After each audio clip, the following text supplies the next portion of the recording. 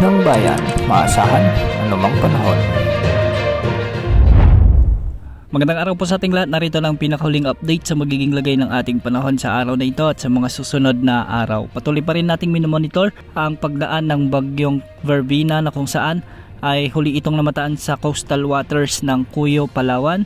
Taglay pa rin ang lakas ng hangin na umaabot sa 55 km per hour malapit sa gitna at pagbugsong umaabot sa 70 km per hour. Sa kasalukuyan, kumikilos pa rin ito ng pakanluran, hilagang kanluran sa bilis na 25 km per hour. Sa mga susunod na oras ay inaasang tatawirin na ng bagyo ang northern portion ng Palawan na kung saan magdadala ito ng masungit na panahon at malalakas hanggang sa matitinding pagbuhos ng ulan. Maraming lugar pa rin ang nakasailalim sa Tropical Cyclone Wind Signal number 1, kabilang na ang lalawigan ng Palawan at ilang bahagi ng Mimaropa at Western Visayas. Mag-ingat pa rin po sa banta ng mga pagbaha at pagguho ng lupa. Inaasahang lalakas pa ang bagyong Verbena habang ito ay nasa West Philippine Sea sa mga susunod na oras o susunod na araw at posibleng umabot ito hanggang typhoon o severe tropical storm category. Dahil pa rin sa epekto ng Tropical Cyclone Verbena, asahan pa rin ang maulan at may mga pagbugso ng hangin sa Western Visayas, Oriental Mindoro, Occidental Mindoro, sa may Romblon kasama na ang Palawan. Pinag-iingat natin ang mga lugar na ito sa banta ng mga biglaang pagbaha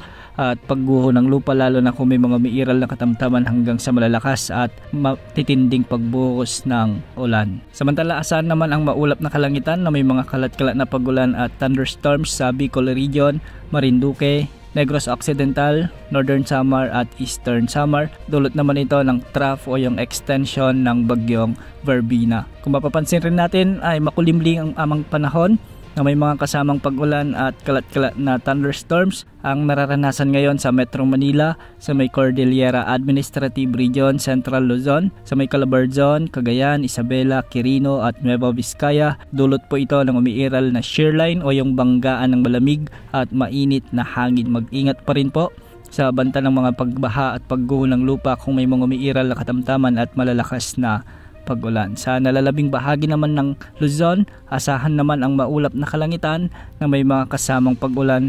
Dulot naman ito ng amihan o northeast monsoon. Minsan makakaranas ang mga lugar na ito ng mga katamtaman at malalakas na pag-ulan na posibleng magdulot ng mga pagbaha at pagguho ng lupa.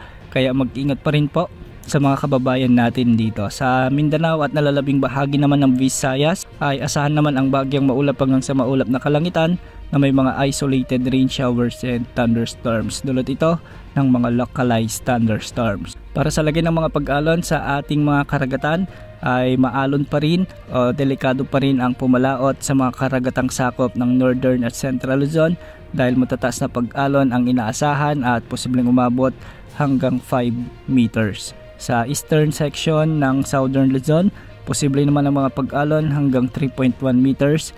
Sa Mindanao at sa silangang at central section ng Visayas, posible pa rin ang mga pag-alon hanggang 2.5 meters. Samantala, may nakataas naman na gale warning sa mga lugar kung saan malapit ang bagyo sa may Western Visayas at sa coast ng Palawan. Mag-ingat po at hanggat maaari ay iwasan muna ang pamamalaot.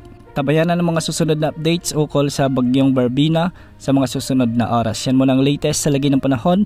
Ito po ang weather update ng bayan, maasahan anumang panahon.